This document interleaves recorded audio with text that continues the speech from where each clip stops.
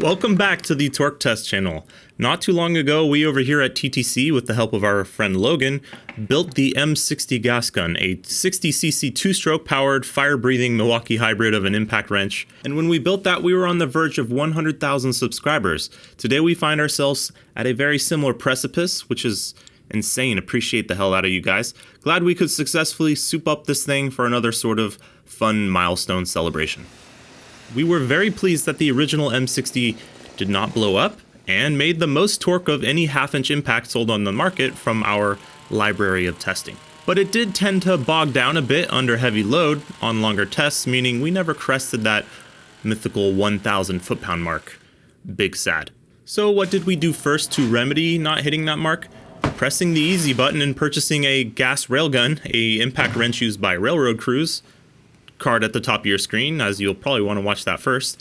And why would you need to see that first? Well, because today we revisit our beloved M60 to not only try and hit that darn 1,000 foot-pound mark, but if we can, even take on that railway gun in the process, pulling out all the stops on this one, even motorcycle nitrous if we have to, in an attempt to elevate our fabric-cobbled creation to god-tier status among the big boy impact wrenches on our rankings.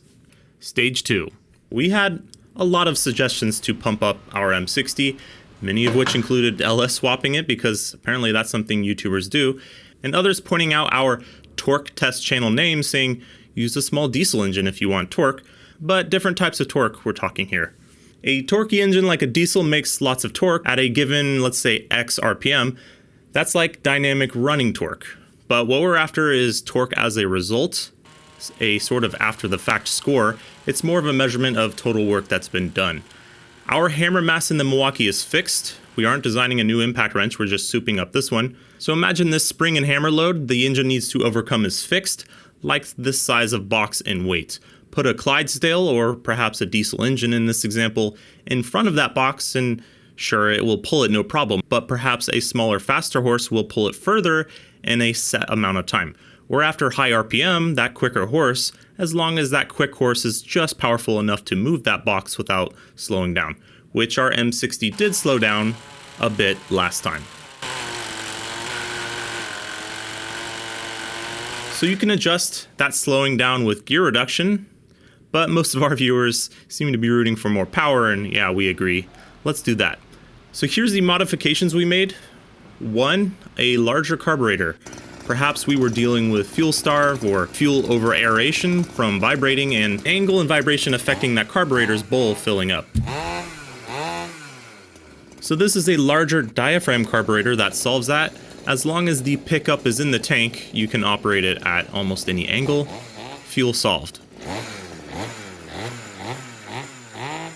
Mod number 2, these HVAC straps are now smooth, sleek aluminum, so strength, agility, and cool factor. Mod number 3, velocity stacks or velocity stack. This billet CNC'd aluminum velocity stack made for our carb costs more than the 60cc engine it's bolted to, but its cool factor alone is off the charts, I think you would agree, and a lot of you wanted to see it on this one, so check it off the list. Number 4, shaved down clutch weights. Some of this stalling-like behavior could be clutch, perhaps. Logan shaved a handful of grams off of each weight to help the engine climb into the stratosphere well beyond 10,000 RPM more freely now. 5. You know we gotta put an expansion chamber exhaust on this thing. The number one request to wake up this two-stroke. This change alone felt like a massive one with the before and after. Though some of that could be mental, it sounds just pissed off all the time now. 6. A side oh shit handle for support, and employing a Makita here just because the hilarity of it all. You gotta break the rules. And finally 7, race gas, because heck yeah. And this will perhaps help with the mods later to come in this video to not burn this thing to the ground. All this was good for 2,457 RPM at the anvil, up from 1,750 of the stock Milwaukee, and 350 RPM anvil speed up on our original M60. That works out to 12,285 RPM at the engine before our 5-to-1 gear reduction. This thing really churns some butter. So let's find out just how much. Our first test is called working torque, 5 seconds and forward. Here's how our stage 1 M60 did before additional mods.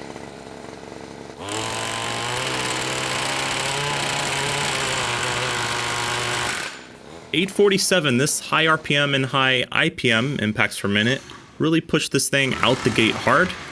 Up next is the Stage 2 modded M60. Safety first when it comes to this sort of thing. This one is a bit more frightening than our much bigger railroad impact was.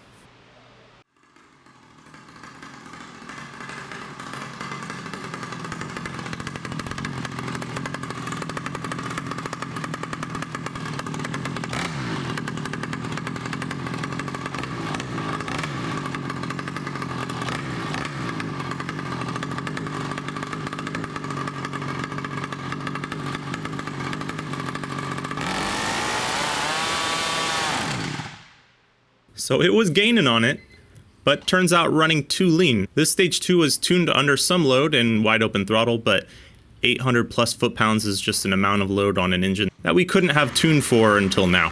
A turn of that mixture screw so it can be happier under load, and a bump up in the idle so that it can stay running, as it's a bit rich now.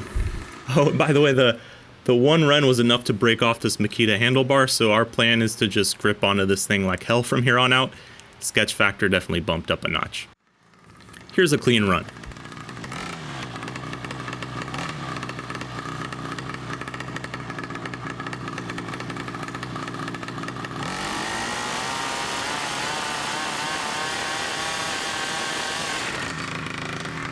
$906, and you can see on the curve down low, it's actually under where its previous leaner run versus that Stage 1 was, but it's really piling things up at the top once it's enjoying and fully utilizing that richer mixture.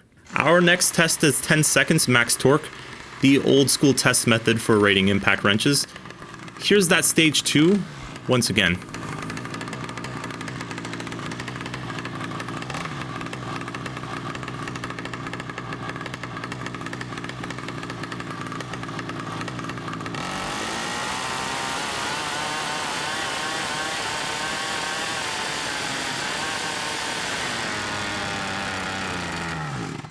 Ah, 943 by just 8 seconds. Getting so close to that 1,000. Again, was too lean for this sort of longer run under more load. Kicking up that mixture again, the M60 would now barely run, and we had to make that monster idle for it to keep running. Basically, it's always spinning the socket now. Not sketchy at all. But that mixture did end up being a bit too fat.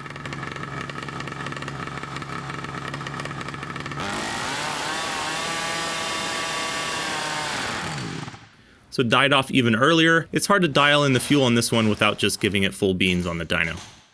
Here's a clean 10-second run, 1,000 foot-pounds or bust.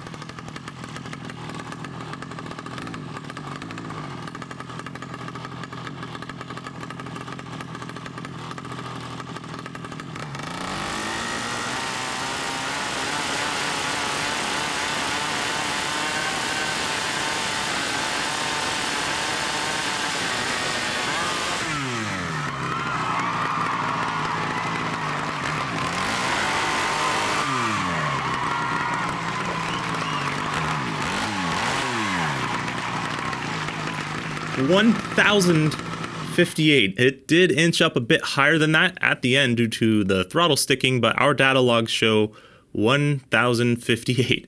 I'm really super happy with that. And this sort of torque level, we can only really have the M18 1-inch to remove after test runs like these. That's a 10 to 11% gain from the mods. It sounded very pissed off and healthy at the top as well. You can tell from the curve it's running a bit fat for the lower loads. Would love some type of fuel injection map table for this thing, but can't be upset with the numbers like that from a 1/2-inch impact, especially at how low cost all these parts were.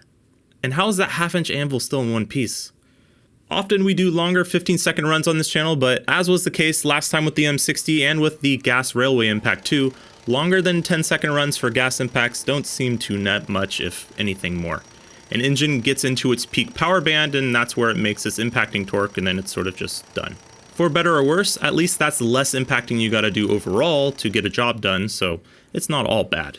And this is what that would look like taking off a semi-truck lug nut that was recently installed a bit too tight at 600 foot-pounds. The M18 is up first. And here's the M60 Stage 1. 0.8 seconds, basically cutting that time for the task in half. Let's see if the stage 2 can do any better.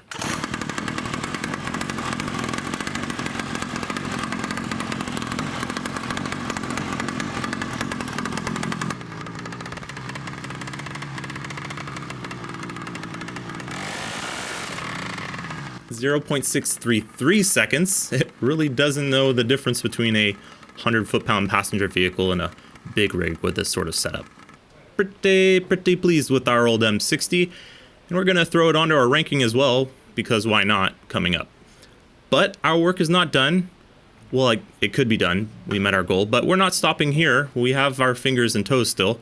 We recently dropped a stack of cash, thanks to you guys watching videos like this one, on the 1-inch gas railway impact wrench, which we mentioned. And while it did crest 1100, we felt that that's likely less than it could do because of the small, albeit probably reliable and use it every day, Japanese engine, and possibly it's being underdriven. Begging for some type of engine swap that we'd still be able to hip shoot with, so like 20 to 25 pounds max on the bare engine. Leave your suggestions below. But this M60 is certainly not being underdriven, and yet it would be really cool to beat that railgun with our half-inch impact. In the least reliable concoction we could think of, nitrous oxide. Stage 3. Specifically, this nitrous kit made for small motorcycles. I wouldn't call this a 50 shot or anything, but motorcycles it's supposed to be fairly peppy on. And 2-strokes, they seem to like this stuff.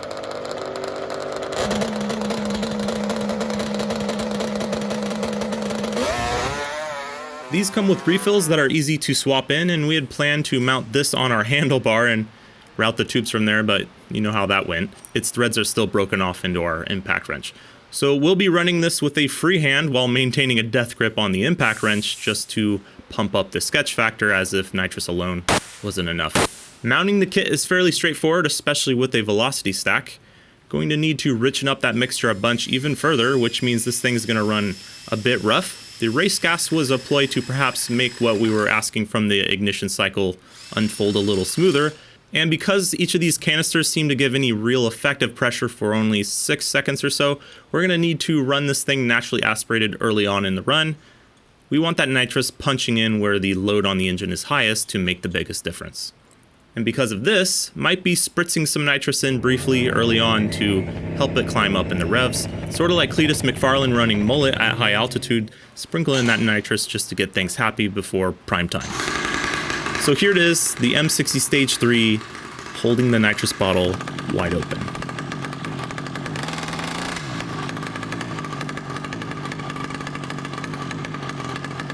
So this less than ideal rich mixture can lead to sluggish starts, sometimes out the gate. Here we go.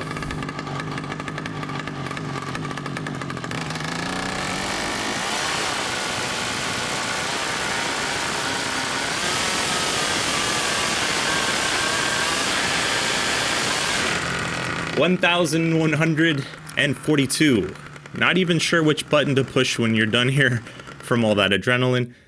This thing on nitrous makes you feel like your soul is briefly exiting your body.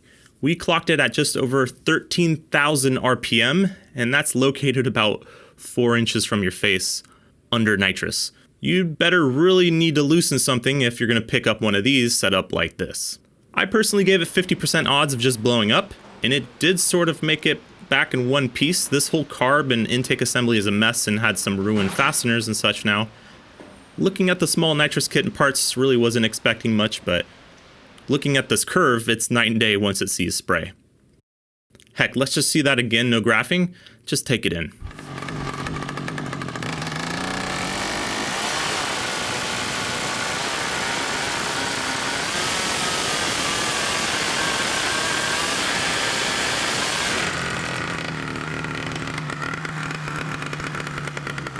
$1,142 foot-pounds puts it just above the railroad impact wrench, which, while 1-inch drive, did employ a smaller 2-stroke engine than we eventually slapped onto this one. Lord knows how the half-inch animal is still on this earth. The physics of intermittent blows to achieve rotational work is really incredible. Not that it would last like this forever, I'm sure, but a half-inch breaker bar would never take anywhere near this level of torque when applied linearly by hand. With our Stage 2 and Stage 3 in the books, let's see how they would rank just for a laugh. Their runs get recorded as so since their best case scenario run is really their 10-second run. That's 91, 106, and 106 for the Stage 2, and 91, 106, and 114 for the Stage 3 with nitrous goodies. These weigh 16 1/4 and 16 3/4 pounds with some fuel in them. That's 65.1 and 68.2 foot-pounds per pound of weight. Not super great in this crowd of cordless, but hey, could be worse. We were only targeting 1,000 and 1,100 foot-pounds with these M60s, and we made that. So 100% on claims, right? Okay, that's a bit self-indulgent. Obviously, no published numbers go with these, so we'll more fairly use an average percentage of claims in this category, which is 76%. Not counting time and failed parts and ideas, of which there were several, this M60 Stage 2 costs $475 to make. A steal if you ask me, and another $100 on top of that for a basic nitrous kit. We'll leave a link below if you're the crazy type like us who like those sort of things. That's 33.4 and 29.8 points as a function of power and price. Not terrible. That totals 478.5 and 485 points, putting both up here just above the monstrously impressive Makita, which you probably should just buy instead of making one of these death machines when looking at these numbers. Just wish they made that one in 1/2 inch as well. Apparently the Anvil can take it. And below only the two biggest, baddest 1-inch cordless impacts on the market. Here's what that power curve would look like versus the Milwaukee 1-inch D-handle actually. Perhaps with a full 10 seconds of nitrous, the M60 could get there, or become a pile of bits on the floor to sweep up come quitting time. I feel we achieved everything we wanted to see from this size of impact wrench. We're up against the physical limitations of the hammer mass now. Any further pursuit of torque into stratospheric numbers I feel would be performed on this dyno to handle the numbers, probably from voiding the warranty on this guy. Subscribe to stick around for stuff like that, and thanks for watching.